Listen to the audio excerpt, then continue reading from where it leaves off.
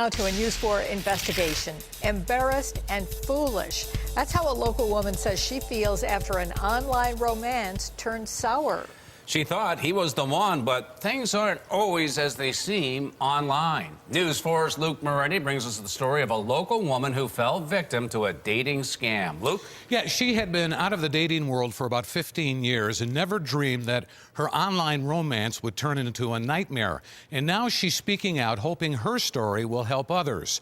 She agreed to share the private details with News 4 if we protected her identity and not use her real name.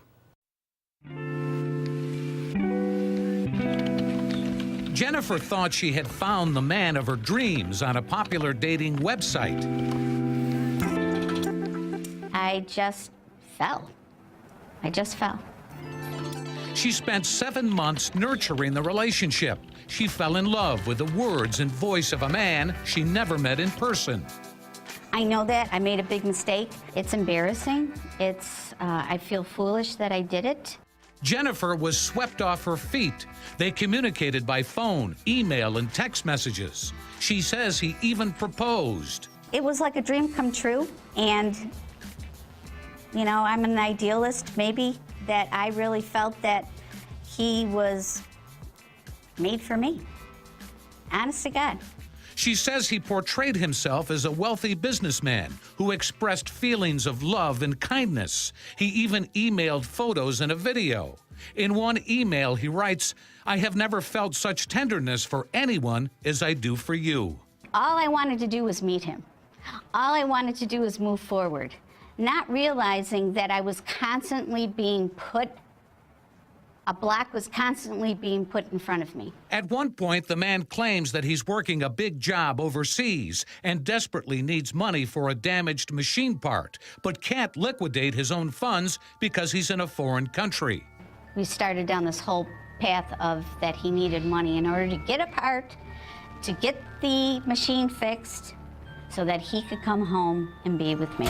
He writes, "I know we can go through this together and come out stronger. I am counting on you, my love." Jennifer, now desperate to see him and move forward with a relationship, fell for it. Believing it was a short-term loan, she cashed out her retirement account and sent him $50,000. And I do know that I was not seeing things clearly because I was extremely excited. I was looking at this like, wow, this is really great. I'm going to have some fun. You know, I'm a single woman. I've raised 2 kids. I've got a house. I've been working really, really hard for the majority of my life. Detective John Stendardi of the Amherst Police Department has been working the case for months, trying to track down the individual or group behind the scam. He could be right next door to us, or he could be across the world. He says well-intentioned people, men and women, fall for these romance scams. You see it locally where people do within a few weeks and a few days. And there's no, you know, I've seen some of the richest, most powerful people in this area have them too, and to the poorest. It happens to everybody. I wanted him to be with me. And I felt the sooner I get the money to him, the sooner he'll be able to get the part and he would be able to come home to the United States.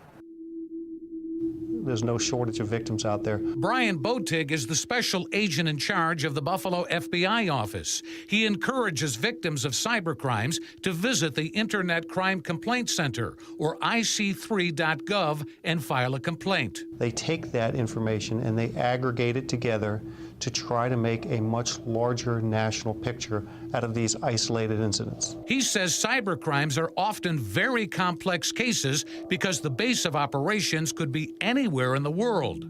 The hope, he says, is to build the biggest case possible with numerous victims. There is theft by deception that occurs online when people willingly give money to somebody. The Canadian lottery scams that people send money to, nobody's forcing them to. They're just built on lies as why the person's willing to send that money. And I believed it. I believed it.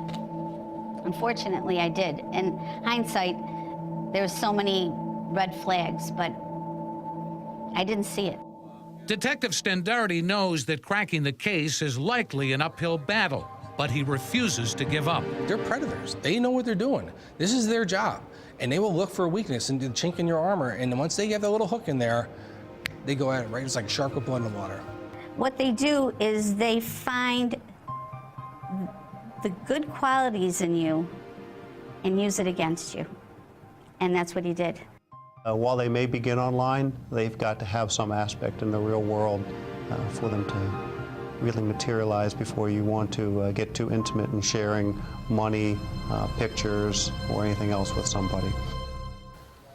Well, Jennifer told us that early on she tried searching the internet for more information about her mystery man, but nothing came up. She hopes other potential victims come forward and report it to the authorities. Man, your heart bleeds for her. It really does. Unbelievable. Tough lesson, What yeah. can people do to protect themselves on these online dating sites? Well, I'll tell you, for one, don't put out too much information. There are a bunch of red flags to watch out for.